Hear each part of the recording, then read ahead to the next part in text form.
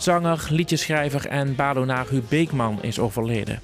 Beekman was ziek, maar bleef ondanks die moeilijke periode genieten van het leven.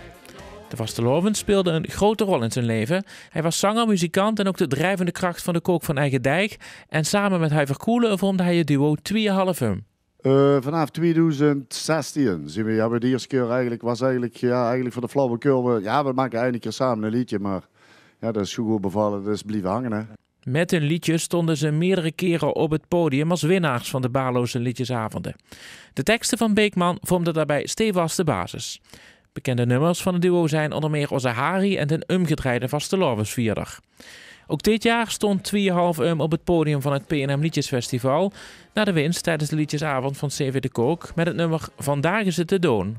Plukt een dag, carpe diem, maar niet te veel zaniken, niet te veel nadenken, niet te wiet vroeg kijken. Vandaag is het te doen.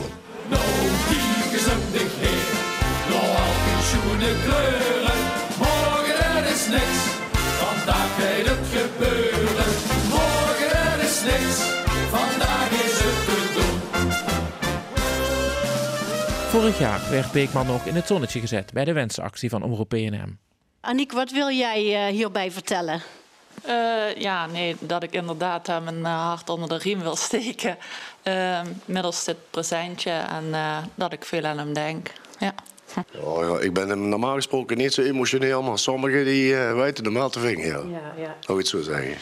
Het laatste wapenfeit van Huub vond afgelopen weekend plaats. Amber Kolen won toen de liedjesavond Kook van Eigendijk met een nummer dat door Beekman was geschreven. Vanuit zijn bed volgde hij de liedjesavond. Ik zou eigenlijk niet meedoen dit jaar met de liedjesavond, want ik heb het best wel druk met werk en met andere dingen. En ik kreeg er wijd van en toen had hij er zoiets van, ja, dat gaan we niet doen, dus we gaan er een liedje voor schrijven. En toen hij dat gedaan en dat ben ik dan.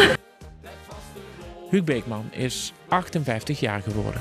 Het vasteloven blijft